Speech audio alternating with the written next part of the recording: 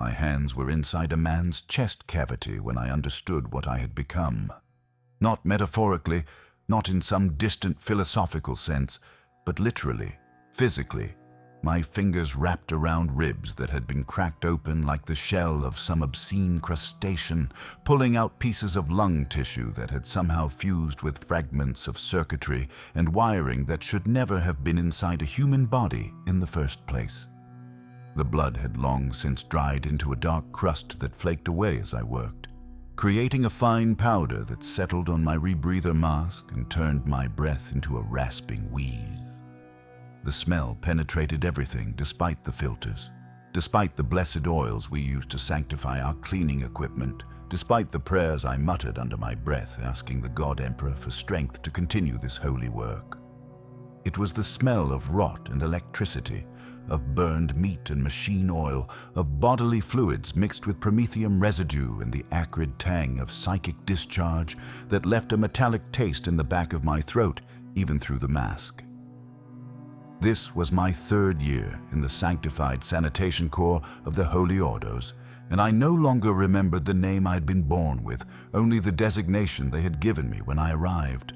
Sanitizer Tertius, 47, assigned to interrogation chamber maintenance, Fortress Valetudo, Segmentum Obscurus. The crime that brought me here was absurdly small when measured against the weight of what I now witnessed daily. I had been a filing clerk in the administratum offices on the hive world of Mortressa, a mid-tier position in a mid-tier city on a mid-tier planet, processing requisition forms and transfer orders with the same mechanical precision that billions of other scribes performed across the Imperium. My error was simple, almost laughably so in retrospect. A shipment manifest for an inquisitorial investigation had crossed my desk marked urgent, requiring immediate filing and forwarding. The manifest detailed munitions transfers that would supply an investigation into suspected heresy in the lower hives. I had processed it according to standard protocol, but the dating system had recently changed from the local planetary calendar to the standard imperial reckoning, and I had filed the documents under the old date stamp rather than converting them first. The delay was 3 hours. Just 3 hours before the correct office received the paperwork. 3 hours that meant nothing in the grand scheme of an Imperium where communications could take decades to cross the void between stars, where bureaucratic processes ground forward at a pace measured in generations rather than days. But those 3 hours had delayed an Inquisitor's investigation by exactly that amount, and an Inquisitor's time was precious beyond measure. Each second of delay potentially allowing heresy to spread, chaos to take root, the enemies of mankind to gain another foothold in their eternal war against the Emperor's light. The arbitrators came for me 6 days later. I remember the morning clearly because it had been my daughter's naming day, and I had risen early to prepare a small celebration, a modest meal of real protein rather than the usual corpse starch, a luxury I'd saved for months to afford. The pounding on the door shattered the peace of that morning like a thunder hammer through plaster. 3 arbitrators in their black carapace armor, shotguns loaded and aimed, faces hidden behind helmets that made them look more like servitors than men. They read the charges in flat, emotionless voices, while my wife clutched our daughter and wept. Administrative error causing delay in inquisitorial proceedings. Negligence in the performance of imperial duty, failure to maintain proper filing protocols under the revised segmentum standards. The sentence was immediate and absolute. Servitude in perpetuis to the Holy Ordos. Life service without possibility of review or appeal. My body and labor now property of the Inquisition to be used as they saw fit until death claimed me or I proved too broken to continue. My wife's screams followed me into the transport. I never learned what became of her or my daughter. Asking questions about your former life was forbidden, and I had learned in the first week never to break that rule after watching what happened to those who did. The fortress appeared first as a dark mass on the horizon as our transport descended through the atmospheric layers of Valetudo the moon locked in perpetual twilight orbit around a gas giant whose surface roiled with storms that never ceased. The architecture was Gothic beyond measure, spires that clawed at the violet sky like the fingers of a drowning man, buttresses and archways carved with skulls and aquilus, and devotional script in High Gothic that proclaimed the Emperor's justice and the Inquisition's authority in letters 3 meters tall. The walls were black stone, either naturally dark or stained by centuries of use, and as we drew closer, I could see gun emplacements and defense batteries that could reduce an invading army to ash in seconds. This was not merely a fortress, but a city unto itself, home to thousands of inquisitors and their retinues, interrogation chambers and research facilities, libraries of forbidden knowledge and armories stocked with weapons whose very existence was classified beyond the highest levels of imperial security. Somewhere in those towers, decisions were made that determined the fate of entire worlds. Somewhere in those depths, enemies of mankind screamed out their confessions before being granted the Emperor's mercy in the form of a bolt shell to the brain or a one-way trip to the incinerators. And somewhere in between, people like me ensured that the machinery of justice ran smoothly by cleaning up the mess left behind. The sanitation overseer who greeted our transport was a man named Horvat, or what remained of a man after decades of service had worn away everything soft and human, leaving only gristle and bone and cold mechanical purpose. Half his face had been replaced with augmetics after some accident he never discussed, cables running from ports in his skull down into his spine where they interfaced with the cogitator units built into his torso. He walked with a limp that made his gait seem somehow predatory, like a hunting animal favoring an old injury. His remaining eye was a pale blue that had seen too much and remembered everything. He regarded us with the expression of someone inspecting livestock, mentally cataloging our usefulness and our probable longevity. Most of us would be dead within 5 years, he told us in a voice that sounded like gravel being chewed. Some from the work itself, inhaling toxic residues or catching diseases from biological waste despite our protective equipment. Others from the simple accumulation of horror, minds breaking under the weight of what they witnessed, ending their service by throwing themselves from the fortress walls or finding creative ways to activate the disposal incinerators from the inside. The smart one, Horvat said, learned to stop thinking of what they cleaned as having once been people. The smart ones learned to see only tasks to be completed, surfaces to be sanitized, materials to be categorized and processed according to established protocols. The smart ones survived long enough to earn promotions to easier assignments, maybe even eventually joining the overseer ranks themselves. The rest became statistics in reports that no one except other overseers ever read. Our equipment was distributed with the same cold efficiency. Reinforced scrubbing units that could remove organic matter from any surface given enough time and solvent. Industrial-grade chemical solutions in containers marked with purity seals and warnings in 6 languages. Blessed oils consecrated by tech priests for use in areas contaminated by warp energy or demonic presence. Heavy-duty incinerators that could reduce a human body to ash in under an hour, built into portable carts we could wheel from chamber to chamber. Rebreather masks fitted with specialized filters designed to screen out biological agents, chemical vapors, and the psychic miasma that sometimes lingered in interrogation rooms where particularly powerful psychers had been questioned. Protective suits of rubberized fabric covered in hexagrammic wards and purity seals, not because they provided any real protection against the forces we might encounter, but because the ritual of donning them provided psychological comfort and reminded us that we served the Emperor's will even in this most degrading of tasks. The rules were simple and absolute, delivered in Horvat's grinding monotone while we stood at attention in the mustering hall. Never look at faces, neither of the living nor the dead, because faces carried identity, and identity bred empathy, and empathy would destroy you faster than any toxin. Never read documents, no matter how small or insignificant they seemed, because knowledge was dangerous and the Inquisition's secrets were not meant for minds as low as ours. Never speak of what you saw, not to outsiders, not to other sanitizers, not even to yourself in the privacy of your own thoughts if you could manage it.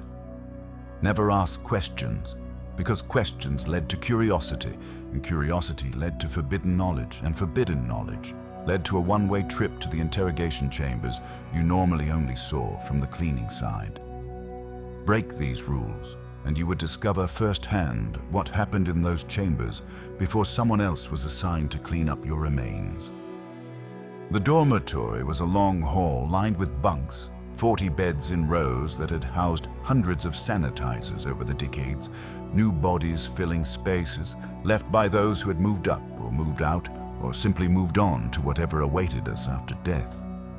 The air smelled of unwashed humanity and industrial soap, and the walls were covered in small marks and scratches where previous occupants had tried to leave some record of their existence before being forbidden to continue. My bunk was third from the left, narrow and hard and smelling faintly of whoever had occupied it before me. The other new arrivals filed in silently, each finding their assigned space, none of us making eye contact or attempting conversation. We had learned already that connection was dangerous, that caring about your fellow sanitizers meant caring when they inevitably broke or vanished or ended up as just another cleanup job for someone else.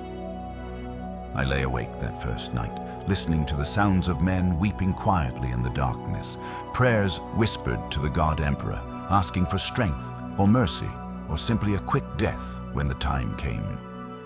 I did not pray. I was too numb to pray, too overwhelmed by the sudden and complete destruction of everything my life had been just days before. My wife's face kept appearing in my mind despite my efforts to push it away. And I wondered if she was praying for me, if she still believed I could somehow return, if she understood that the man she had married no longer existed in any meaningful sense. The first assignment came with the morning prayer, a mandatory devotion conducted by a chaplain who moved through the dormitory, sprinkling holy water and intoning verses from the Lectitio Divinitatus while we knelt beside our bunks. The Emperor protects. The Emperor watches. The Emperor judges. In his name we serve, and by his grace we endure. Amen. Then Horvat appeared with the day's duty roster, reading off names and assignments with the same enthusiasm someone might display when reading a shipping manifest. Sanitizer, Tertius, 47, interrogation chamber. Tertius, 7, deep clean required, full biological protocols in effect. That was me. My new designation, my new identity, my new existence reduced to a number and a task.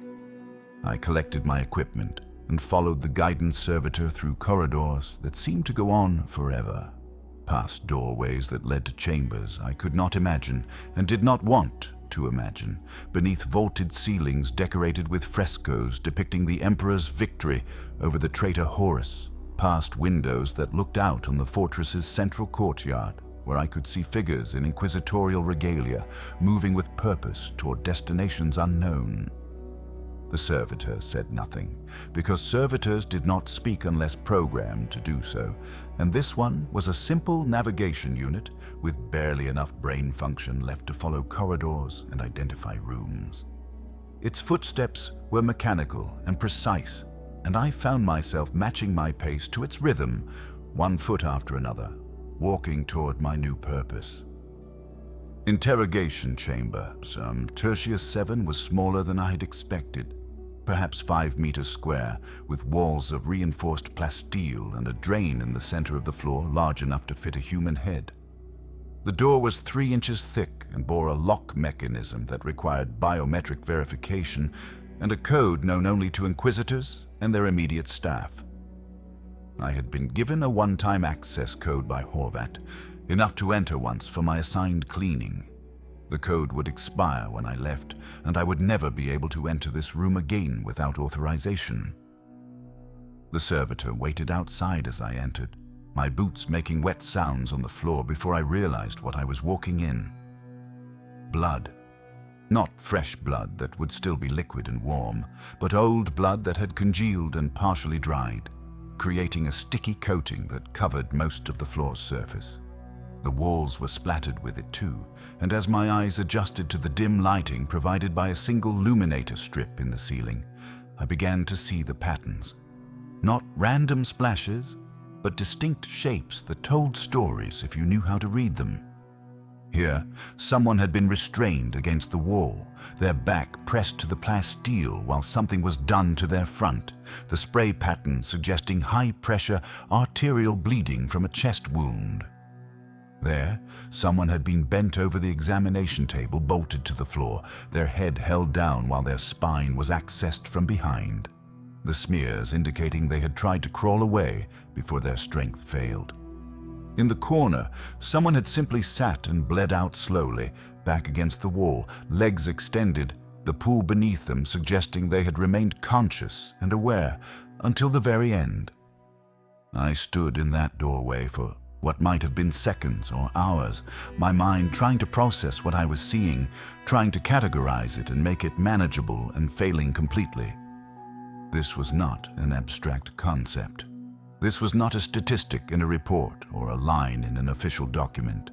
This was the physical evidence of suffering so intense that I could feel it radiating from the walls themselves, soaking into my protective suit, crawling inside my rebreather mask and filling my lungs with the knowledge of what had happened here.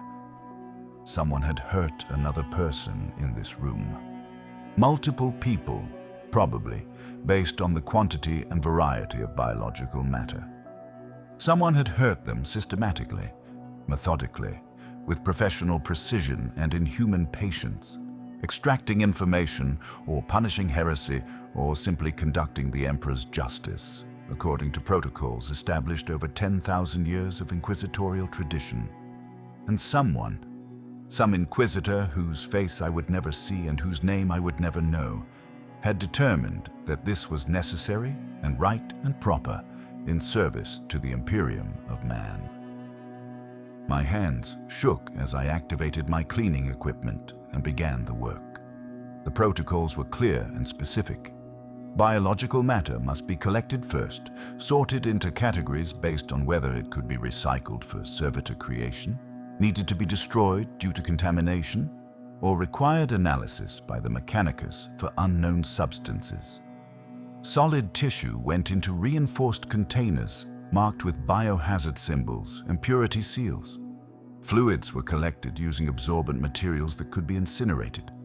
The walls would need to be scrubbed with industrial solvents, strong enough to break down proteins and cellular matter, then blessed with sanctified oils to remove any lingering psychic residue. The floor would require acid washing to clean the drain and ensure no biological material remained to create contamination or pest issues. Every surface must be rendered completely clean, returned to its original state, ready for the next person who would be brought here for questioning. The work took 6 hours, 6 hours of scraping and scrubbing and disposing and blessing, my arms aching from the repetitive motions, my back screaming from bending over the floor drain to ensure it was completely clear. 6 hours of breathing through a rebreather that could not quite filter out the smell, the awful combination of copper and rot and human waste, and the strange acrid scent that I would later learn was the smell of extreme fear, a chemical signature left by bodies producing adrenaline and stress hormones in quantities that should not be biologically possible. 6 hours of trying not to think about the pieces I was collecting, the fragments of humanity I was sorting into categories like some obscene parody of the filing work I had done in my previous life.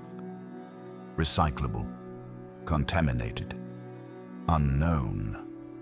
Each piece had been part of a person who had woken up one morning with no idea this would be their last day of existence, who had lived an entire life full of hopes and fears and loves and hates before ending up in this room to be disassembled like a malfunctioning machine.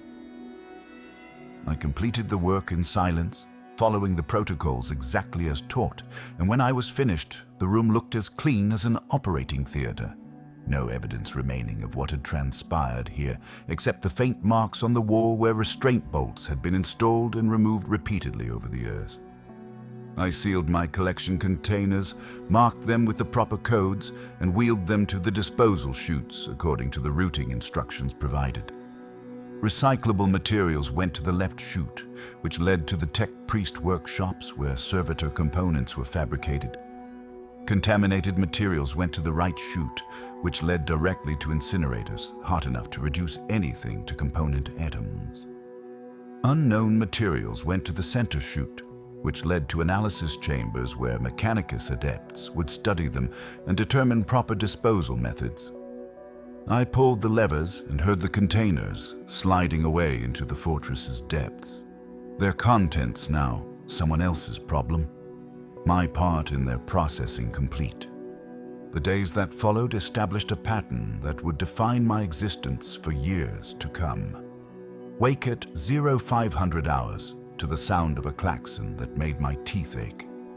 Mandatory prayer service in the dormitory while Horvat or one of the other overseers observed to ensure we demonstrated proper devotion. Breakfast of corpse starch, gruel and water recycled from the fortress's life support systems, the taste always faintly metallic and vaguely organic. Equipment inspection at 0630, checking our cleaning supplies and protective gear for damage or contamination. Assignment of daily duties at 0700. Horvat reading from his data slate while we stood at attention, our designations and room numbers echoing off the dormitory walls. Then the work itself, 8 to 12 hours, depending on the severity of the assignment. Cleaning interrogation chambers and research labs and holding cells and any other spaces where the Inquisition's business generated the kind of waste that required specialized disposal. Return to the dormitory at 1900 hours, mandatory decontamination in the chemical showers. Evening meal identical to breakfast, except somehow worse because we were too exhausted to eat it properly. Final prayer service at 2100 hours, then lights out and the attempt to sleep despite the nightmares that came unbidden every night without fail. I learned quickly that there were hierarchies within the sanitation corps, informal rankings based on seniority and survival. At the top were the overseers like Horvat, men and women who had endured decades of this work and earned promotions to supervisory positions that kept them away from the worst assignments. Below them were the senior sanitizers, those who had survived 5 years or more and gained enough experience to be trusted with specialized tasks or training new arrivals. In the middle were the regular sanitizers like myself, the bulk of the workforce assigned to standard interrogation chambers and holding cells in the routine maintenance that kept the fortress functioning. At the bottom were the disposables, usually criminals whose sentences included sanitation duty before their scheduled executions, or sanitizers who had violated rules and were being punished with assignments to the most dangerous areas, the chambers where chaos contamination or xenos biology required protective measures beyond what standard equipment could provide. These unfortunates had life expectancies measured in weeks rather than years, and we learned not to bother learning their names because they would be gone before we could form any attachment. Among my fellow sanitizers were several who became, if not friends, then at least familiar faces in the anonymous horror of our existence. Old Grevik was a gray-haired man who claimed 15 years of service, though whether that was true or simply a delusion he had created to cope was impossible to determine. He moved with the slow deliberation of someone whose joints ached constantly and whose spirit had been ground down to a nub by repetitive exposure to atrocity. He taught me techniques for efficient cleaning, tricks learned through hard experience about which solvents worked best on different types of biological matter, how to recognize contamination that required blessed oils versus simple chemical treatment, which rooms to volunteer for and which to avoid at all costs. Young Mella was barely 20, a girl whose crime had been speaking against a local ecclesiarchy cardinal who had been demanding increased tithes from her family's agribusiness. She cried every night for the first month until her tear ducts simply seemed to run dry, and after that, she moved through the work with a hollow expression that never changed regardless of what we encountered. Silent Court had not spoken a word in 3 years, according to Grevik. Some trauma having stolen his voice or his willingness to use it, and he communicated only through gestures and expressions that we had learned to interpret. He was the best cleaner among us, his work precise and thorough, and somehow almost artistic in its attention to detail, as if by achieving perfection in this degrading task, he could impose some order on the chaos of our existence. The Inquisitors themselves we rarely saw, and when we did, we were required to avert our eyes and press ourselves against the walls until they passed. They moved through the fortress like gods among mortals, their power absolute and their authority unquestionable, accompanied by retinues of guards and assistants and specialists whose functions we could only guess at. Some wore the distinctive rosettes of the Ordo Malleus, demon hunters who dealt with threats from beyond the Imperium.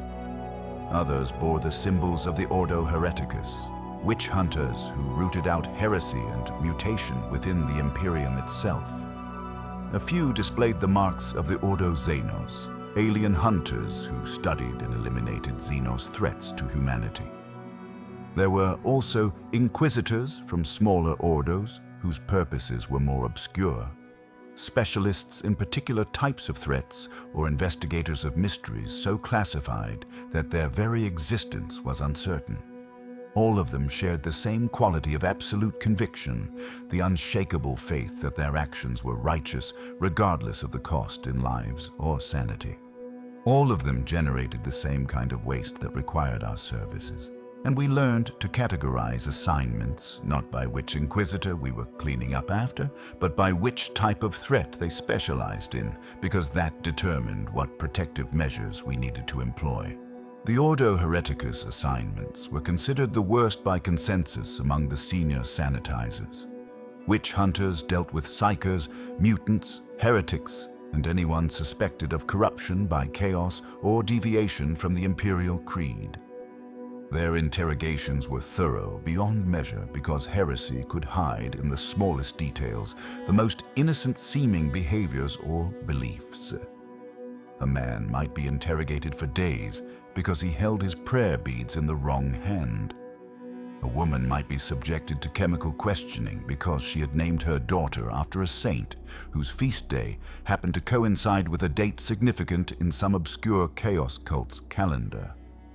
Children were brought to these chambers when entire families were suspected of corruption, the logic being that heresy was often inherited and the young needed to be examined as thoroughly as their parents.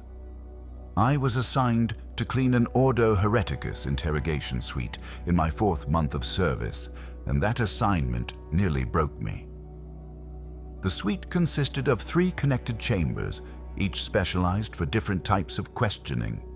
The first chamber was for initial processing, where subjects were stripped and examined for mutations or chaos marks, their bodies measured and catalogued and documented with clinical precision. The second chamber was for chemical and surgical interrogation, where tech priests administered drugs that loosened inhibitions or implanted neural monitors that tracked truth-telling versus deception. The third chamber was for final questioning, where those techniques that left permanent damage were employed, the methods that could not be undone and required the subject to be disposed of afterward regardless of their guilt or innocence.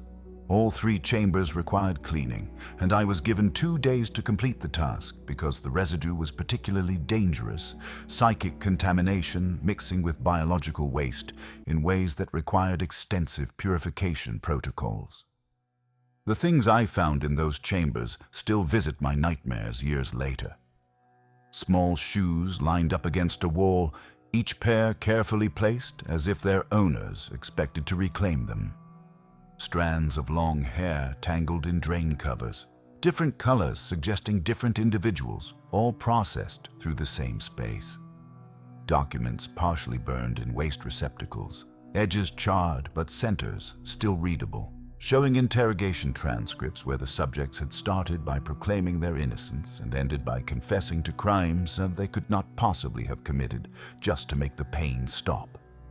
Worst of all were the items in the children's chamber, toys and comfort objects taken from subjects too young to understand what was happening to them, stuffed animals stained with blood, and small prayer books still open to pages where tiny fingers had traced the words while their owners prayed for the Emperor's mercy.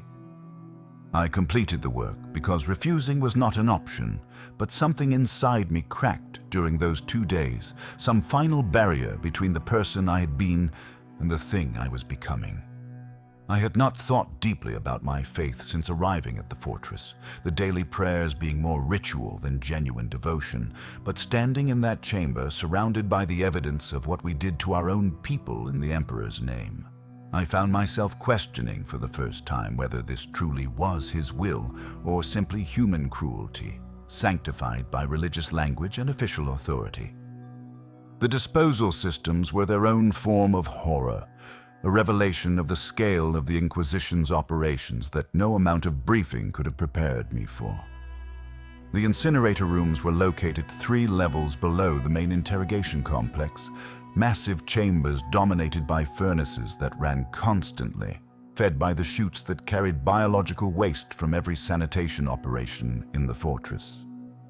I was assigned to incinerator duty for a week as part of my training in all aspects of sanitation operations, and that week taught me more about the Imperium's true nature than my entire previous life had revealed.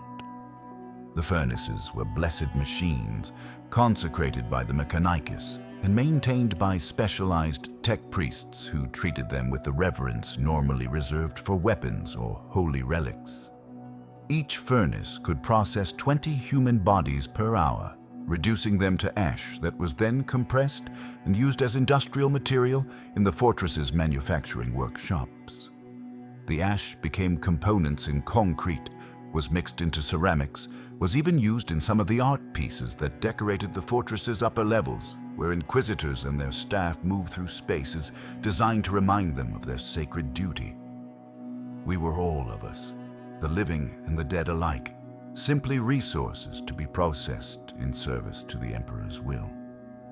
The waste we brought to the incinerators was sorted into 3 categories, each with its own disposal protocol and its own dedicated furnace. Recyclable biological material was material suitable for servitor creation, organs and tissues and neural matter that could be harvested and repurposed by the Mechanicus for their endless production of cybernetic slaves. This material went to the tech priests first for processing, the useful components extracted, and the remainder sent to the furnaces afterward. Contaminated material was anything touched by chaos or Xenos influence. Anything that might carry genetic or spiritual corruption that could spread if not completely destroyed. This material went directly to the blessed furnaces, incinerated at temperatures hot enough to break down not just physical matter, but any warp taint that might linger. The tech priest who explained this to me claimed that the furnaces could burn away sins as well as flesh, purifying by fire what could not be purified by any other means. I did not ask what sins material waste could carry, because asking questions was forbidden, and because I was not certain I wanted to know the answer. Unknown material was the catch-all category for anything unusual or unidentifiable, samples that required analysis before disposal, strange compounds or unusual biological structures that might indicate new threats or novel forms of corruption. These samples went to the Mechanicus research chambers, and what happened to them there was beyond my knowledge or concern. My job was simply to ensure they reached the proper destination, pulling the correct levers and following the routing protocols without deviation. During my week in the incinerator rooms, I witnessed something that I was not supposed to see. Something that violated every protocol we had been taught about averting our eyes and not looking too closely at what we processed. A container came down the chute marked for contaminated disposal, standard size and weight, but as it tumbled into the sorting area, I saw movement inside, heard sounds that should not have been possible given that everything sent to us was supposed to be already dead. The container had been improperly sealed, the lid coming loose during transit, and through the gap I could see fingers, human fingers, moving weakly in what might have been a final attempt to escape or simply random neural firing in a body too damaged to survive, but not yet completely dead. The tech priest operating the sorting controls saw it too, and for a moment we simply stared at each other, the silence broken only by the roar of the furnaces and those weak movements from inside the container. Then he pulled the lever marked for contaminated disposal, and the container and its contents tumbled into the blessed furnace, and the movement stopped. He turned to me afterward and spoke in a voice filtered through his augmetic voice box. The words clipped and emotionless, and somehow more terrible for their complete lack of inflection. Standard procedure. Sometimes subjects are sent for disposal before all vital functions cease. The contamination risk is too great to allow delay. The Emperor protects, and the flesh is weak. I returned to my regular duties after that week with a new understanding of my place in the Imperium's machinery. I was not merely a cleaner, but a participant in a system of disposal that operated on a scale I had never imagined possible. The forbidden knowledge that we were explicitly ordered never to seek came anyway, accumulating despite our best efforts to remain ignorant. It was impossible to clean a room without learning something about what had happened there, impossible to sort through biological waste without recognizing patterns, impossible to work in the fortress for months and years without overhearing conversations or glimpsing documents or simply putting together pieces into a larger picture that revealed truths we were not meant to know. The Inquisition investigated everyone and everything, but most particularly, they investigated each other. A nested hierarchy of suspicion where even those who hunted heretics were themselves watched for signs of corruption. I cleaned rooms where inquisitors had interrogated imperial governors, chambers where evidence suggested the questioning had been about allocation of resources or failure to meet tithe quotas, political matters that seemed far removed from the spiritual threats the Inquisition was supposed to combat.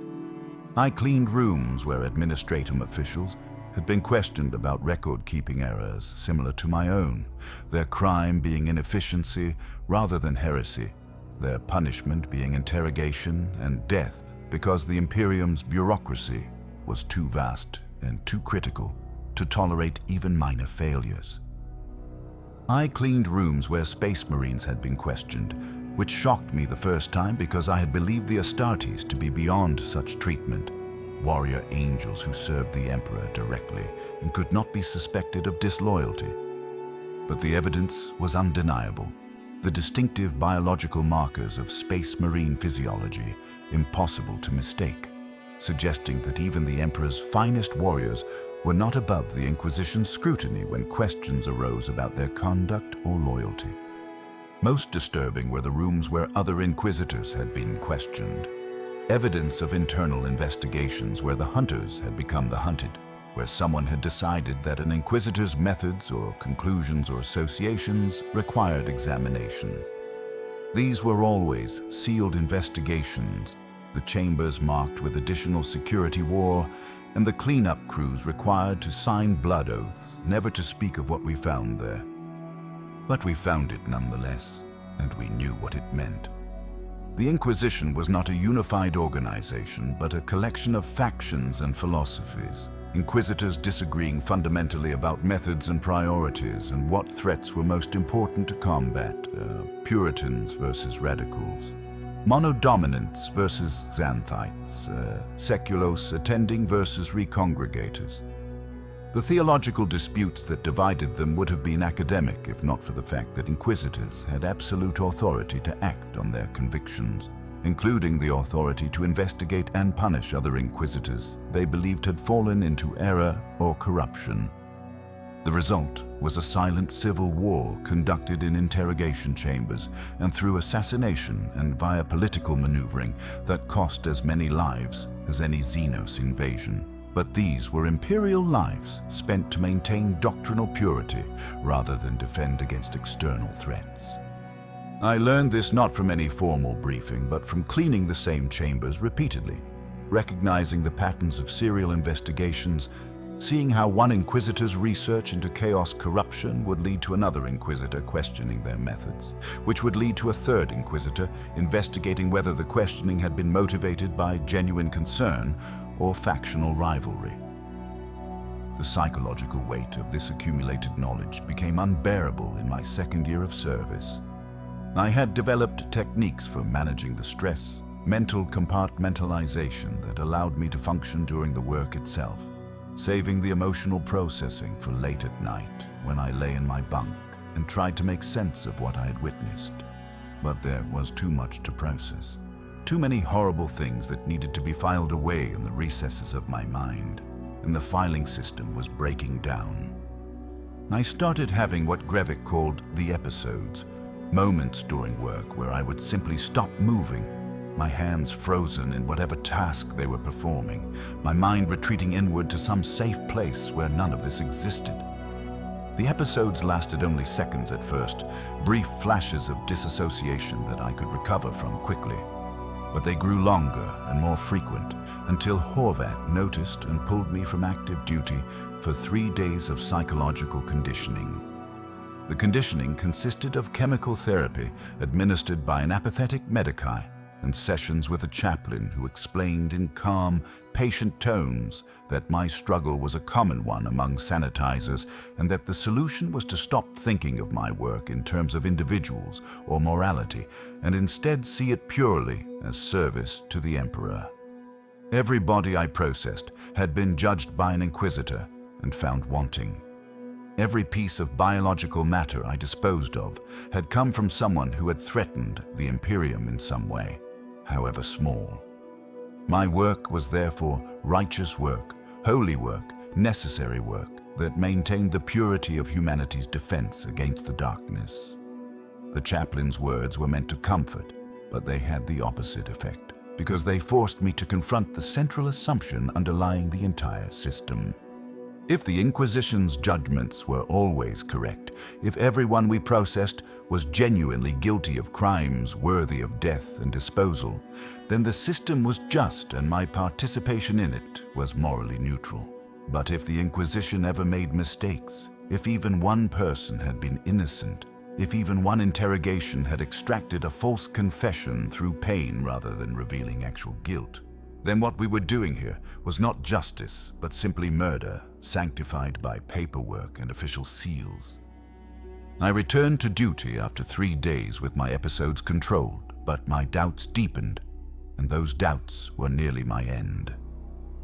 The rule against questions existed for good reason, because questions led to answers, and answers led to truths that would destroy anyone who learned them. I should have remained incurious. I should have done my work without thought or reflection. But I was still human enough to want to understand, still possessed enough of my original personality to believe that knowledge was better than ignorance. So when I was assigned to clean Inquisitor Calith's personal chambers after her sudden death in the line of duty, I looked at things I should not have looked at, read documents I should not have read, and learned secrets that I was not meant to know. Calith had been investigating something in my home hive on Mortressa, researching connections between minor officials and suspected heretical activity. Her chambers were not interrogation rooms, but living quarters and office space filled with the accumulated material of a decade-long investigation that had never reached a conclusion, because Calith had been killed during a raid on a suspected cult hideout. Among the material waiting to be sanitized and removed were files, actual paper files, rather than data slates, filled with names and dates and details about individuals under investigation. I recognized names. My former supervisor at the administratum, the shift manager who had worked in the office adjacent to mine, 3 clerks from my department, 2 of whom I had known well enough to share meals with during our lunch breaks, and my own name there at the bottom of a list marked for additional scrutiny, a note in Calith's handwriting that read, minor administrative error, possible negligence. Recommend monitoring for 6 months before deciding on permanent removal. Permanent removal. Not interrogation, not punishment, but removal, as if I were a piece of faulty equipment that might need to be discarded if I proved to be defective. I stood in that chamber reading my own death warrant and understood with perfect clarity that I had never committed any crime at all. My filing error had been exactly what it appeared to be.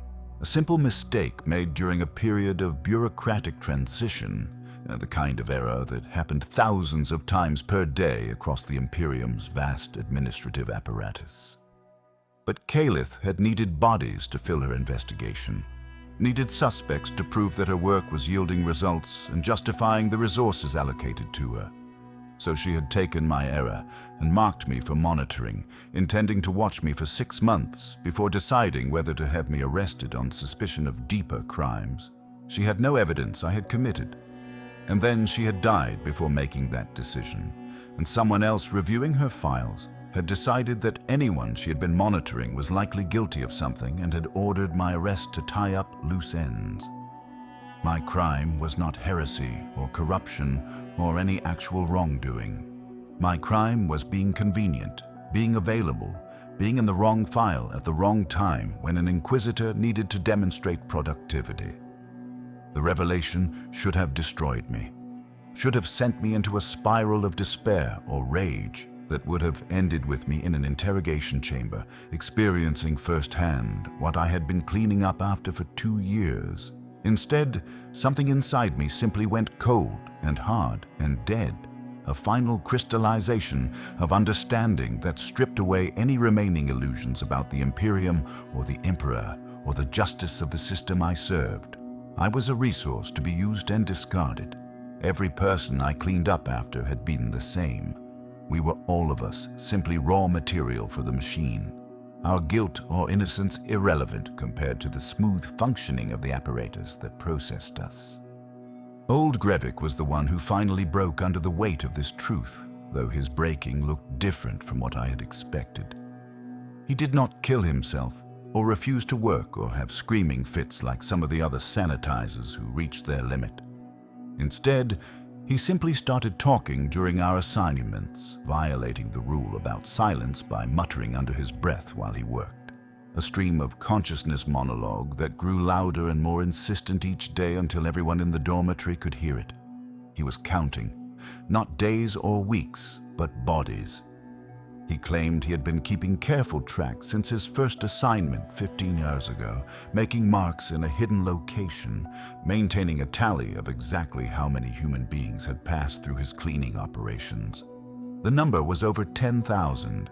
10,000 individual people whose remains he had processed, whose blood he had scrubbed from walls, whose organs and tissues he had sorted into recycling or disposal categories. 10,000 lives reduced to biological waste and statistics. 10,000 potential sons and daughters and fathers and mothers and friends and lovers, all ending in the Inquisition's interrogation chambers for crimes that might or might not have been real. The guards came for Grevik on a morning when he had been assigned to the same chamber as me. He was still muttering his counts, the numbers flowing from his lips in a steady stream. And when Horvat approached with a squad of arbitrators and told him he was being detained for psychological evaluation, Grevik simply smiled and said the number would be 10,001 soon enough. They took him away with restraints on his wrists and a chemical gag in his mouth to stop the counting, and I was assigned to clean interrogation chamber Tertius 7 the next morning, the same chamber where I had completed my first assignment 2 years before. This time, the blood was fresh. This time I recognized the personal effects in the waste bin, a few items that had been in Grevik's possession during our dormitory searches. This time I understood with perfect certainty that I was cleaning up after someone I'd known. Someone whose fate was now simply another statistic in the totals that the Inquisition maintained, but never publicly shared. There was no burial, no memorial, no acknowledgement that Grevik had existed except for his name being removed from the duty roster and his bunk being assigned to a new arrival within 2 days. The cycle continued without pause. I became the senior sanitizer in our section, taking on Grevik's role of teaching new arrivals the techniques for survival, passing on his knowledge about which solvents worked best and which chambers to avoid and how to stop thinking of the remains as having once been human. I heard myself using the same words he had used, offering the same hollow comfort about how it gets easier, knowing full well that it was both true and a lie. It did get easier in the sense that the horror became routine, the shock wearing off through repetitive exposure until I could enter a chamber splattered with biological matter and feel nothing more than clinical assessment about the cleaning tasks required. But it never got easier in the sense that would actually matter, never stopped accumulating weight in my soul, never stopped grinding away at whatever remained of my humanity. I was becoming what the system needed me to be, a biological machine that processed waste without emotion or judgment. And the transformation was happening exactly according to the design established centuries ago by someone who had understood how to break human beings down and rebuild them as functional components of the Inquisition's operations. The philosophy of it all became clearer as I gained seniority and was trusted with assignments to Inquisitors' personal chambers rather than just interrogation rooms. These chambers revealed the other side of the equation, the human faces behind the masks of absolute authority, and what I found there was somehow more disturbing than the interrogation chambers had been. The Inquisitors were people. They had personal possessions and small comforts and evidence of lives beyond their duty. One chamber contained a collection of pressed flowers from a dozen different worlds, each carefully labeled and preserved in a display case, suggesting someone who appreciated beauty despite their profession. Another chamber had shelves lined with books, not holy texts or investigation reports, but fiction, stories about heroes and adventures and worlds where justice was simple and villains were obvious and good always triumphed over evil.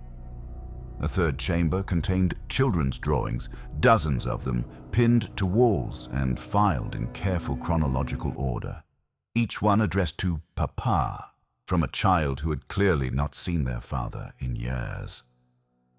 The Inquisitors were not monsters devoid of human feeling. They were people who had made choices, who had decided that the suffering they inflicted was justified by the threats they fought against, who had built elaborate theological and philosophical structures to justify their actions to themselves. And those structures worked because the Inquisitors continued their work year after year without apparently suffering the kind of psychological breakdown that destroyed sanitizers like Grevik. I was assigned to clean an Inquisitor's chambers after an execution for treason, the rarest and most sensitive type of assignment, reserved only for senior sanitizers who had proven their discretion and reliability. The Inquisitor's name had been Thaddeus, and he had been a rising star in the Ordo Hereticus, known for his success rate in identifying and purging heretical cults. His chambers told the story of a career that had started with idealism and ended in excess. The walls were covered with documentation of investigations, thousands of names connected by lines drawn in ink, patterns of supposed heresy that grew more complex and speculative with each passing year. In his early career, Thaddeus had investigated obvious threats, cults that openly worshipped chaos, or mutants who gathered in secret to plan rebellion. But as time passed and he ran out of clear targets, he had begun finding patterns in increasingly innocent behavior, marking people for investigation because they shared a surname with someone 3 generations back who had been suspected of minor deviations from the Imperial Creed. His final investigation had been into a group of administratum clerks who had formed a social club to discuss philosophy and literature, which Thaddeus had decided was clearly a cover for heretical ideology because some of the books they discussed contained themes that could be interpreted as questioning imperial authority if you squinted hard enough and made enough logical leaps. He had arrested and interrogated 70 people based on this theory. 5 had died under questioning. 20 had been sentenced to servitor conversion. The rest had been marked for lifetime monitoring by the Arbites, and then another Inquisitor had reviewed the case and determined that Thaddeus had overstepped, that his methods had become too extreme, that his zealotry had crossed the line from righteous enforcement into paranoid persecution.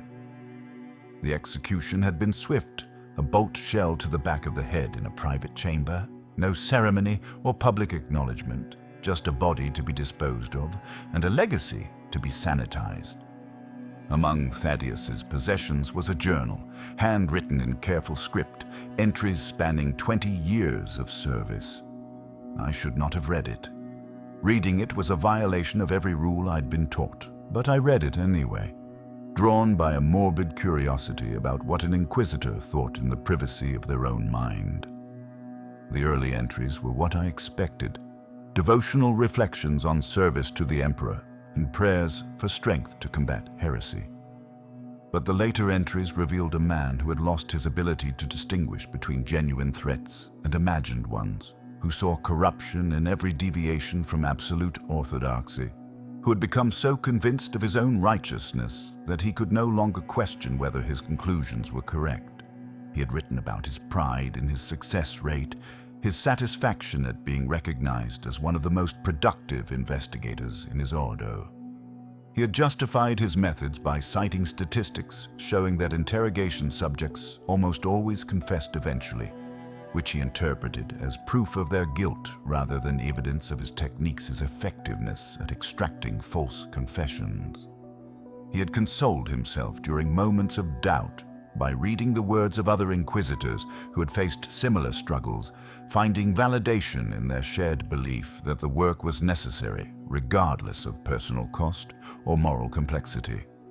And in the final entries, written in the days before his execution, he had expressed confusion about why he was being investigated, certain that he had done nothing wrong, unable to comprehend that the same system he had served so zealously was now being turned against him using the exact same justifications he had employed against others. I burned the journal after reading it, consigning it to the blessed furnaces, along with the other contaminated materials from Thaddeus's chambers. But the words remained in my mind, a perfect crystallization of the Inquisition's fundamental paradox. The system required absolute conviction to function, Inquisitors needing to believe completely in their own righteousness, or else they would be paralyzed by doubt and unable to take the actions their duty demanded. But that same conviction made them incapable of recognizing when they had gone too far, when they had crossed the line from justice into simple cruelty, when their investigations had become self-justifying mechanisms for persecution rather than genuine defenses against real threats. And because the system required this conviction, it inevitably produced Inquisitors like Thaddeus who took their authority to its logical extreme and destroyed innocent lives, while convinced they were doing righteous work. The only check on this tendency was other Inquisitors investigating their peers, but those investigators faced the same challenges, the same need for conviction, the same risk of excess. It was a system designed to police itself, but lacking any external standard by which to judge whether the policing was just. The result was perpetual churn, Inquisitors investigating each other in endless cycles, each one absolutely certain of their own righteousness and deeply suspicious of everyone else's.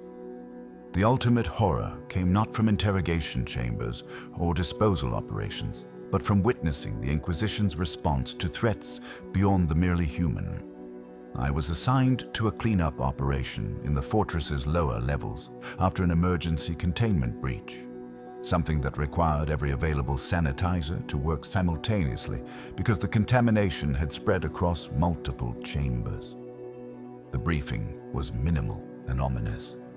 A demonic incursion had occurred during an interrogation of a captured cultist, the prisoner somehow channeling enough warp energy to open a rift despite all the psychic wards and hexagrammic protections built into the chamber.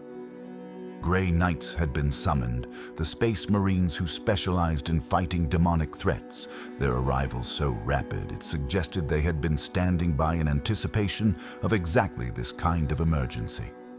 The incursion had been contained within an hour, the demon banished and the rift sealed. but the cost had been severe. Everyone who had witnessed the incursion, not just the interrogation team, but also the guards and the nearby staff, and anyone who had been in the lower levels during the event, had been executed.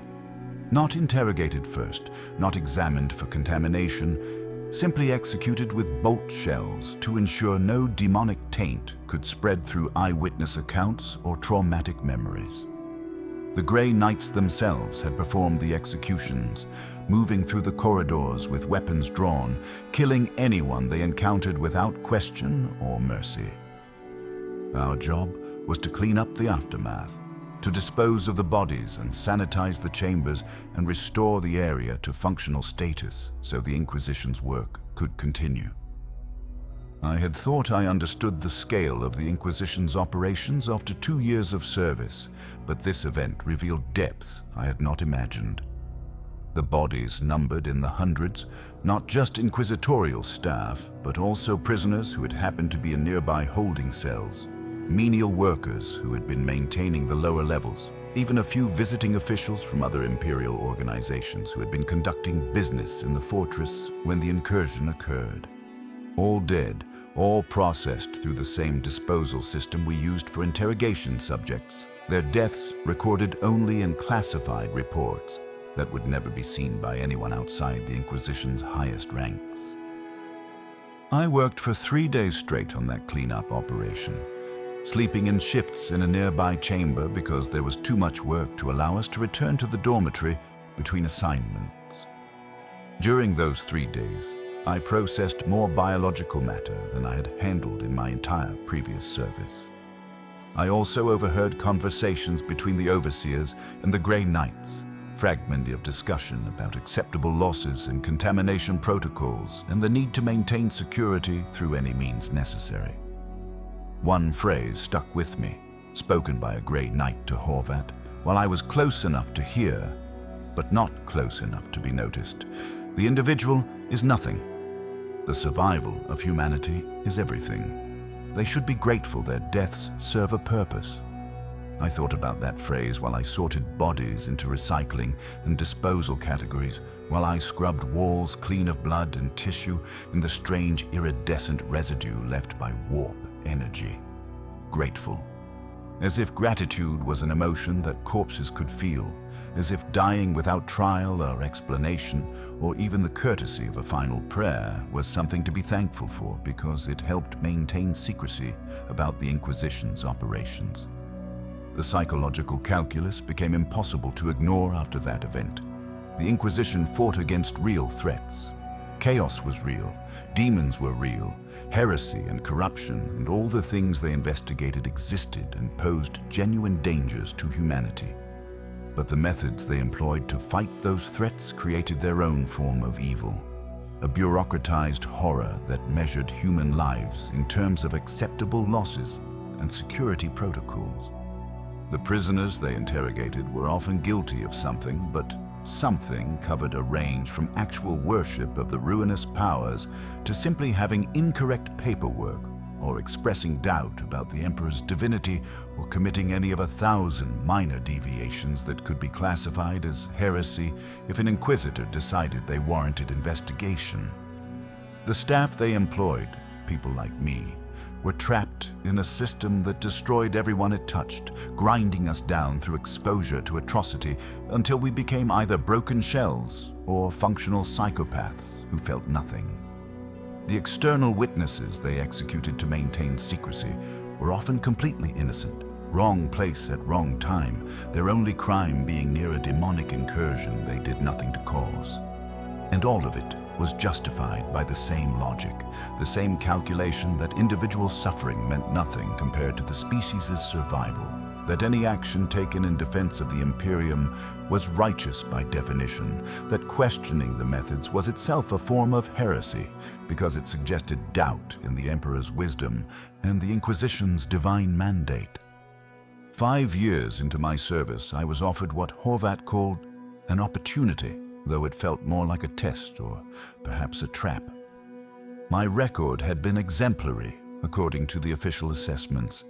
I had never failed an assignment, never broken the silence rules, never displayed the kind of psychological fragility that led to episodes or breakdowns. I had trained dozens of new sanitizers, passing on the techniques and the survival strategies that kept them functional long enough to become useful. I'd handled assignments in every area of the fortress, except the most classified sections where only the highest-ranking overseers were permitted. I was, in short, exactly what the system wanted me to be, a reliable component that functioned according to specifications without deviation or complaint. The opportunity was promotion to Assistant Overseer, a position that would remove me from active cleaning duty and give me supervisory responsibilities over other sanitizers. The promotion came with better quarters, better rations, better everything except the one thing I actually wanted, which was to be free of this place and this work and the accumulated weight of everything I had witnessed. But freedom was not an option. The sentence was servitude in perpetuis, service until death, and the only way out was to be carried out in disposal containers or to survive long enough to earn a position where someone else did the carrying. The alternative to accepting the promotion was also made clear, though Horvat never stated it explicitly. Sanitizers who reached 5 years of service were considered to know too much, to have seen too much, to be potential security risks if they remained in positions where they might be exposed to additional classified information. Those who were not promoted were typically reassigned to specialized disposal duty, handling the most dangerous contamination without adequate protective equipment, their life expectancy measured in weeks. Or they were simply retired through the same methods used on prisoners who had completed interrogation, a final assignment to a chamber where someone else would clean up after them the next day. I accepted the promotion because I was tired. Not physically tired, though the work was exhausting. Not mentally tired, though the psychological burden was crushing. I was tired in my soul, tired of resisting, tired of maintaining any pretense that I had choices or agency or control over my existence. The man I had been before coming to this fortress was dead, had died by degrees over years of exposure to horror and complicity in atrocity. What remained was simply a function, a biological mechanism that processed information and completed tasks and responded to orders without any deeper engagement with moral questions or ethical considerations. The promotion formalized this transformation, acknowledging that I had successfully been converted from a person into a component, rewarding me for my flexibility in adapting to the role the system needed me to fill. I moved into the Assistant Overseer quarters, a small room with actual privacy and a bed that was almost comfortable compared to the dormitory bunks. I received new responsibilities, training new arrivals and coordinating assignments and ensuring that cleaning operations proceeded according to established protocols. I became the person explaining the rules to terrified new sanitizers, watching their faces as they processed the reality of what they would be doing for the rest of their lives, offering the same hollow comfort that had been offered to me 5 years earlier. The cycle perpetuated itself.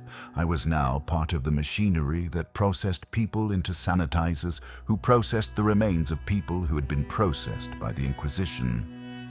Every level of the system involved processing, categorizing, sorting, disposing, maintaining the flow of biological and human material through channels established centuries ago and refined through the accumulated experience of thousands of overseers who had come before me. Training new sanitizers forced me to articulate things I had learned through experience but never consciously examined. I heard myself explaining why looking at faces was forbidden, how recognition of humanity in the remains would make the work psychologically impossible. I demonstrated proper technique for sorting biological matter, the quick visual assessments that distinguished recyclable from contaminated without requiring detailed examination.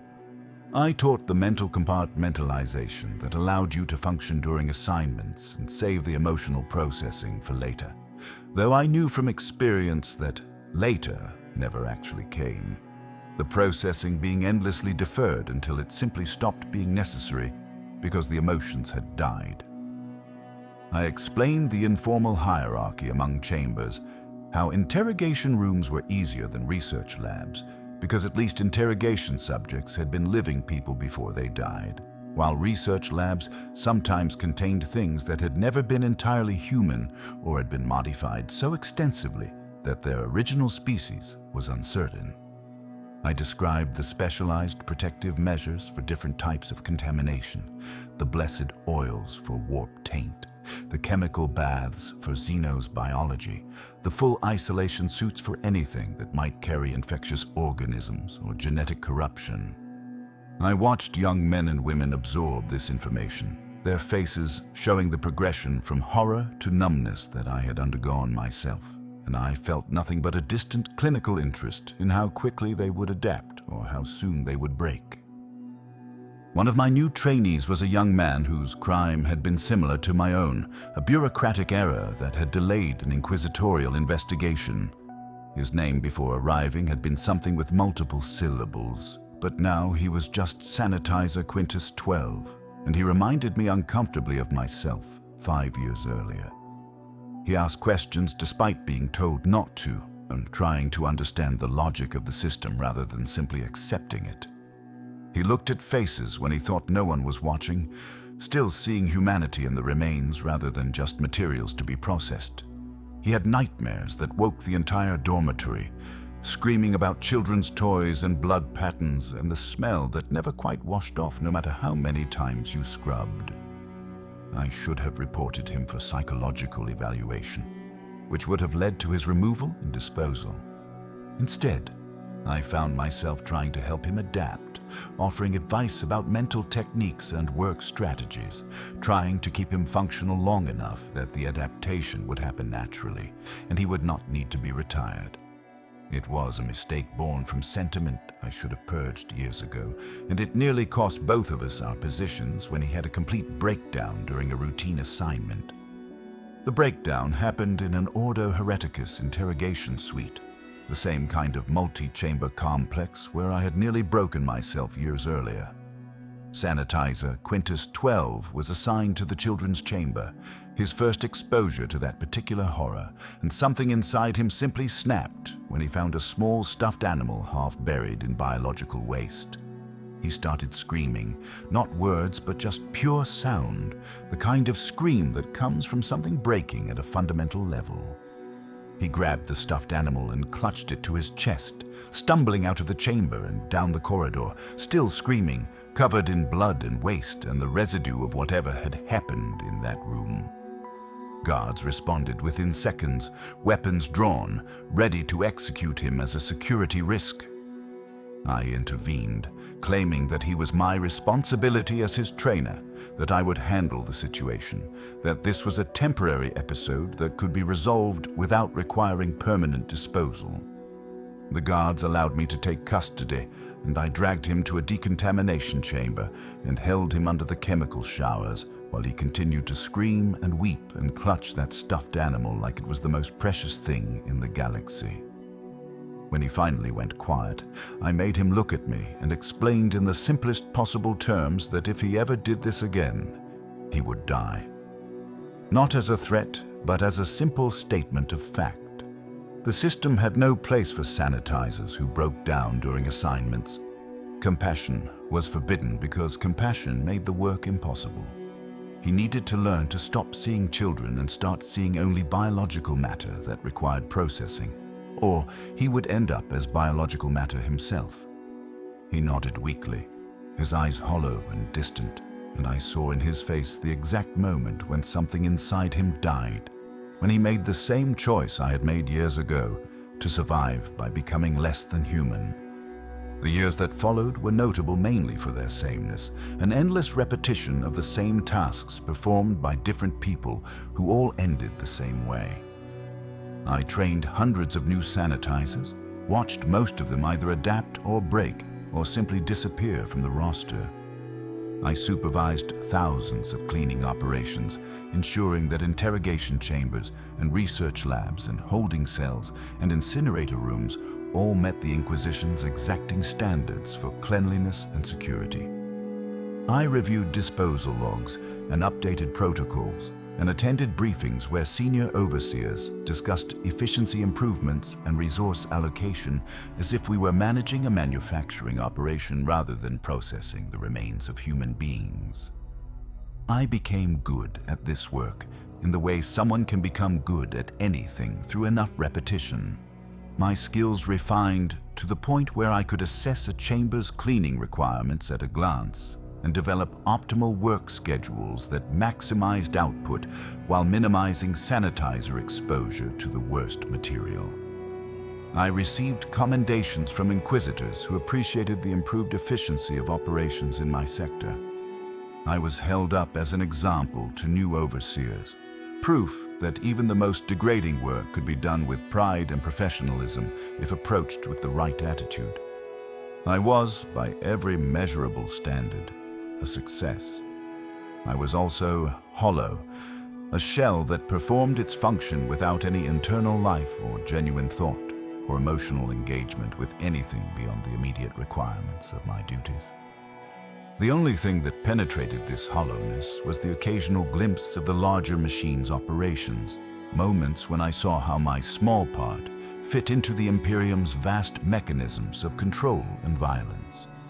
An assignment to clean after a mass execution of suspected heretics revealed that the entire investigation had been based on a single informant's testimony, and that informant had later recanted, claiming they had lied to settle a personal vendetta. But the recantation had come too late, the subjects already executed and disposed of, the case closed and archived, with no mechanism for posthumous exoneration or compensation to surviving family. An assignment to an inquisitor's personal chambers revealed correspondence with other inquisitors, letters discussing the political implications of their investigations, how a successful purge of a particular cult could boost their standing within their ordo or damage a rival's reputation. The theological discussions and doctrinal debates that supposedly motivated their work were secondary to the personal ambitions and factional politics that actually drove their decisions about who to investigate and how aggressively to pursue cases. An assignment to a tech priest's research chamber revealed experiments being conducted on subjects who had been classified as heretics or Xenos sympathizers. But the experiments had nothing to do with investigating their supposed crimes, and instead involved testing the limits of human modification and servitor conversion, using prisoners as raw material for research into more efficient processing techniques. The understanding that finally solidified in my mind after 10 years of service was that the Inquisition was not primarily an organization dedicated to fighting humanity's enemies, though it certainly did fight those enemies when they appeared. It was primarily an organization dedicated to maintaining its own existence and authority, fighting enemies when necessary, but also creating enemies when necessary to justify its continued operations and ever-expanding power. The vast majority of people processed through the interrogation chambers I cleaned were guilty only of being convenient targets, individuals flagged by automated monitoring systems or denounced by neighbors, or simply unlucky enough to come to an inquisitor's attention during a period when that inquisitor needed to show results. The actual chaos cultists and Xenos sympathizers and genuine threats to the Imperium did exist, and when caught, they deserved their fates. But they were a tiny minority of the total, outnumbered by orders of magnitude by those whose crimes were matters of interpretation or simple mistakes or complete fabrications. The system could not distinguish between these categories because doing so would require admitting fallibility, and the Inquisition's authority rested on the premise that its judgments were always correct by divine mandate. So everyone processed was treated the same, guilty by definition because the Inquisition had targeted them, their confessions under interrogation accepted as proof regardless of how they were obtained, their disposal handled with the same efficiency, whether they had been actual threats or innocent victims of a system that required a steady supply of enemies to process. I should have hated the Inquisition for this. I should have felt rage or disgust or moral outrage at being complicit in such a fundamentally unjust system. But I felt nothing except a distant acknowledgement that this was simply how the Imperium functioned, that every institution operated according to similar logic, that the administratum and the ecclesiarchy and the astra militarum all generated their own kinds of waste that someone had to clean up. The galaxy was vast, and humanity's survival was genuinely precarious, beset by enemies on every side. Chaos and xenos and internal decay, all threatening to destroy the species. The Inquisition's methods were brutal because the threats were real, and the margin for error was zero. Individual lives meant nothing in the face of potential extinction. Every prisoner who died in interrogation was a potential threat neutralized. Every witness executed to maintain secrecy was a potential leak sealed. Every sanitizer ground down by exposure to horror was a necessary sacrifice to ensure the machine continued functioning. The mathematics of survival required this calculus, and my judgment of it was irrelevant because I was simply one more component whose purpose was to fulfill my function until I failed, at which point I would be disposed of and replaced like any other worn-out part. This understanding was both liberation and damnation. Liberation because it freed me from the burden of moral judgment, allowing me to simply perform my duties without struggling to reconcile them with ethical standards that had no place in the Imperium's actual operations. Damnation because it confirmed that everything I had believed before coming to this fortress had been a comfortable lie, that the Imperium was not a righteous empire defending humanity against darkness, but a grinding machine that consumed its own citizens as readily as it consumed its enemies. The distinction between the two categories being largely arbitrary and determined by political convenience rather than actual guilt or innocence. I performed my duties because I had no choice, and because choosing to resist would accomplish nothing except add my name to the disposal logs. I trained new sanitizers to do the same, perpetuating a cycle that had been running for 10,000 years and would continue for 10,000 more. I watched the Inquisition's work proceed with the same clinical detachment I brought to everything else, noting the patterns and the procedures and the careful documentation that transformed atrocity into administrative data. The final promotion came in my 15th year, an offer to become senior overseer for the entire sanitation division in my sector of the fortress. The position came with genuine authority, control over staffing and resource allocation and protocol development. It also came with responsibilities that extended beyond just supervising cleanups, including coordination with Inquisitors about disposal requirements and consultation on interrogations chamber design to optimize cleaning operations. I would be part of the fortress's operational staff, attending meetings where strategies were discussed and decisions were made about how to balance security concerns against efficiency metrics. I would have access to information that ordinary sanitizers and even junior overseers never saw, classified briefings about the scope of the Inquisition's operations and the threats they faced. I would be, in every practical sense, part of the Inquisition itself rather than just a servant cleaning up after them. The alternative was retirement, which at 15 years of service meant either being allowed to continue in my current position until my body failed from accumulated exposure to toxins and contaminants, or being offered the Emperor's peace in the form of a quick death followed by recycling of my still functional organs for servitor creation. Neither option appealed, and accepting the promotion meant continuing to function, continuing to survive, continuing to be useful to the machine that had consumed me decades ago. I accepted, not because I wanted the promotion or felt any satisfaction in advancing through the ranks, but because survival required continuing to be useful and the promotion was the clearest path to maintaining that usefulness. I moved into senior overseer quarters, private rooms that almost resembled normal living spaces, rather than the utilitarian cells I had occupied for 15 years. I received briefings about upcoming operations, campaigns being planned against specific threats, estimated casualties, and disposal requirements.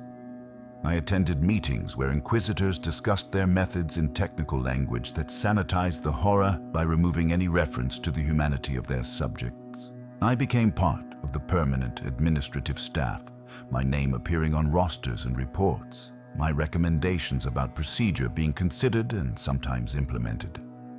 I was now fully integrated into the system, no longer a prisoner or a servant, but a functional part of the machinery itself. My expertise in biological waste management making me valuable enough that my continued survival was worth the resources required to maintain it. Training new overseers became part of my duties, and in teaching them I finally articulated the philosophy that had been developing in my mind for 15 years. The work we did was not punishment despite originating in criminal sentences. It was holy work, necessary work, the maintenance that allowed the Inquisition to function and thereby allowed the Imperium to survive. We were the Emperor's mercy, not in the sense of providing relief to suffering, but in the sense of erasing evidence of suffering so that the machine could continue operating without being paralyzed by the psychological weight of its own operations. Every chamber we cleaned was reset to neutral status, ready for the next investigation, the next interrogation, the next processing of another enemy or suspected enemy or convenient target. Every body we disposed of was converted into useful material or safely neutralized, preventing contamination or pest issues or any other problem that could disrupt operations. Every protocol we followed had been refined over centuries by people who understood that maintaining the Imperium required uncomfortable truths to be buried rather than examined. We were the conscience of the Inquisition not by providing moral guidance, but by removing the evidence that would create moral questions, allowing Inquisitors to focus on their mission without being distracted by the human cost of their methods. This was our burden and our purpose, and those who survived long enough to understand this truth were the ones who had successfully made the transition from person to function, from individual to component, from someone who judged the system to someone who served it. The young overseer I was training looked at me with hollow eyes and asked the question I'd asked myself 10,000 times in 15 years. How do you live with this? How do you clean chamber after chamber, year after year, seeing what we see, knowing what we know, understanding that most of the people we process were not actually threats, but simply convenient victims of a system that requires a steady supply of enemies? How do you reconcile that with any moral framework or religious belief or basic human decency? I looked at him and gave the only answer I had found, the only truth that had allowed me to continue functioning through 15 years of this work. You stop thinking of yourself as living and start thinking of yourself as functioning. You are not a person anymore. You are a role, a function, a component. The man I was before coming here is dead, has been dead for 15 years, and what remains is simply a process that completes tasks according to established parameters. The bodies I process are not people, but materials. The chambers I clean are not crime scenes, but maintenance tasks. The system I serve is not good or evil, but simply necessary, the only thing standing between humanity and extinction. Individual morality is a luxury we cannot afford when the species' survival requires efficiency above all else. You make peace with this by accepting that your peace does not matter, that your comfort does not matter, that your moral satisfaction does not matter. What matters is the work, and the work continues regardless of how we feel about it. He nodded slowly, his face showing the recognition I'd seen in dozens of new sanitizers and overseers over the years, the moment when they understood what they had to become to survive. Another person dying by degrees, another component being created for the machine. The cycle perpetuating itself because that is what cycles do, turning endlessly in patterns established long ago by people who understood that maintaining the Imperium required consuming its own citizens at scales that would be genocidal in any other context. I filed his training report that evening, marking him as successfully adapting to his role, ready for independent operations. Tomorrow he would begin supervising his own teams, teaching new sanitizers the same lessons I taught him, perpetuating the same philosophy I developed to survive my own transformation. The machine continued turning. 20 years into my service, I was given access to records I had never known existed, disposal logs and statistics compiled over the fortress's entire operational history. The numbers were staggering in their scale and their implications. This single fortress, one of dozens operated by the Inquisition across the segmentum, processed an average of 2,000 bodies per year through its interrogation chambers and research facilities. 20 years meant 40,000 bodies had passed through the system since I arrived.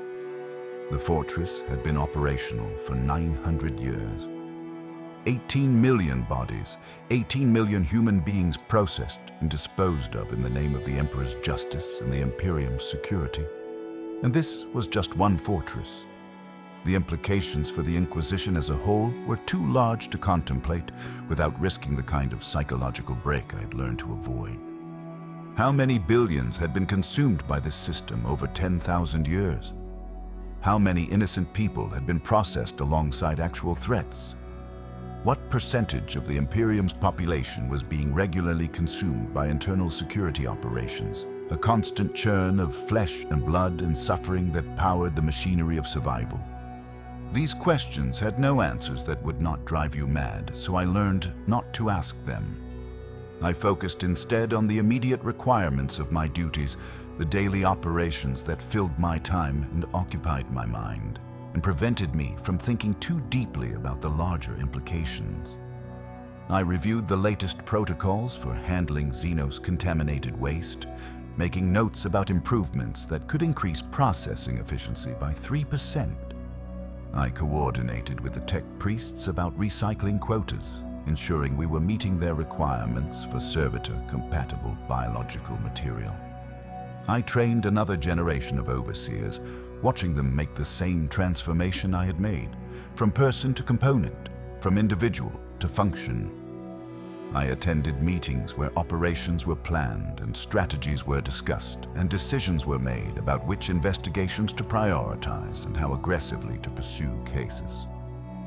I became part of the decision-making apparatus, my input valued, because 15 years of cleaning up after interrogations had given me insights into which techniques produced useful information versus which ones simply produced suffering without intelligence value. I was complicit not just in the disposal, but in the operations themselves, my expertise helping to optimize the system that had consumed me. This is what I have become after 20 years in the sanctified sanitation corps of the Holy Ordos. Not a victim, because victims are passive, and I have actively participated in the system's perpetuation through my increasing seniority and responsibility.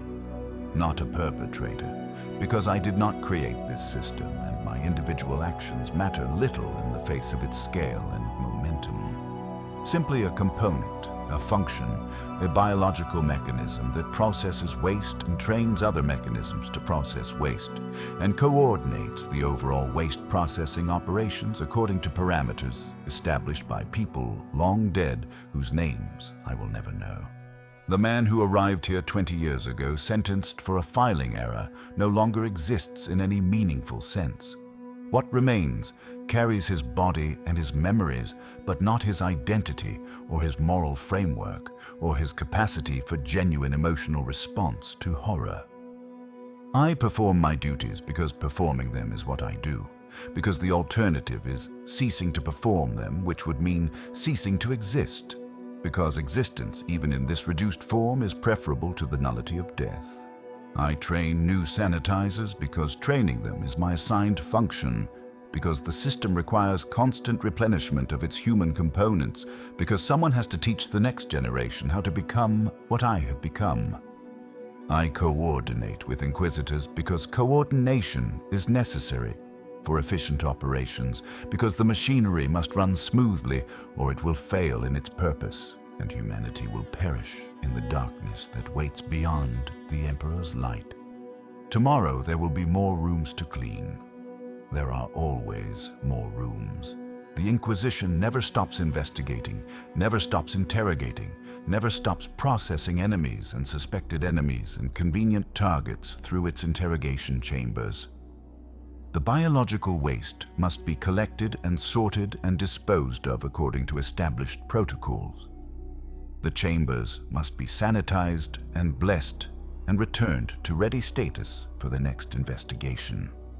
The cycle continues without pause, powered by the endless supply of human beings who commit crimes or appear suspicious or simply have the misfortune to come to the Inquisition's attention.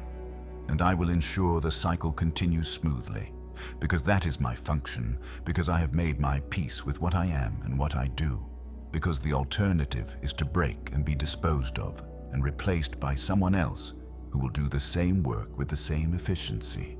The Emperor protects, they tell us, and perhaps he does protect humanity as a species, as an abstract concept, as a political entity that must survive regardless of cost. But he does not protect individuals, does not prevent their suffering, does not intervene when the Inquisition comes for them with accusations and interrogation and disposal. The Emperor protects the Imperium by allowing the Inquisition to function, and the Inquisition functions by consuming citizens in quantities that would make the Imperium's external enemies proud.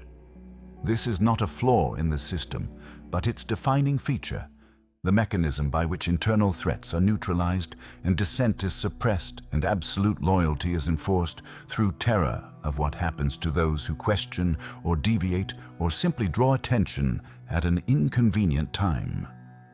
I am part of this mechanism. I maintain it, I enable it, I perpetuate it, and tomorrow there will be more rooms to clean.